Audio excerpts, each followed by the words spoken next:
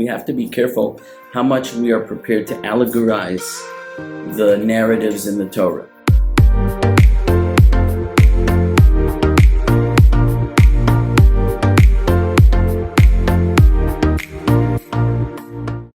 We have to be careful how much we are prepared to allegorize the narratives in the Torah. Now, I'll tell you what the Ramban says. The Ramban. He says our understanding of these stories is very, very superficial. We lack understanding. He says it's like a drop in the ocean.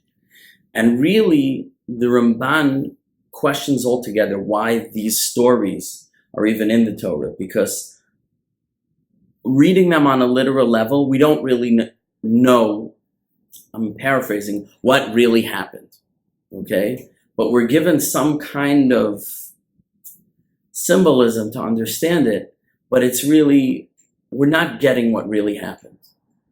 And so he questions why it's in the Torah at all. And his answer is because there are lessons to be learned from the story, and the lessons are very important, and the lessons underlie our purpose in this world. The theme of the stories in Sefer Bereshis, essentially the whole book, is this: Hashem created the world for the purpose of giving the tzaddik, the righteous human being, the most select inheritance. That's putting in very simple terms.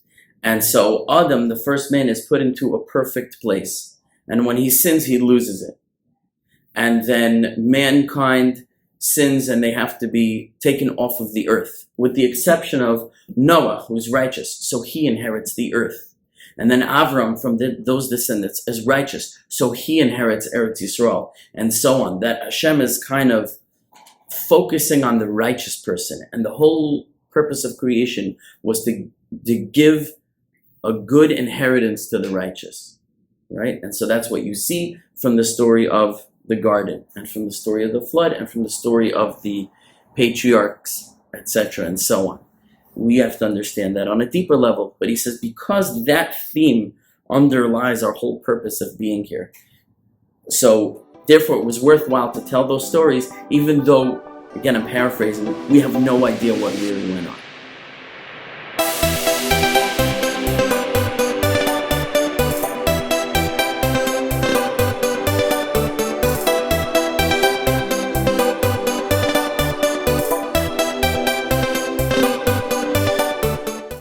We have no idea what really went on.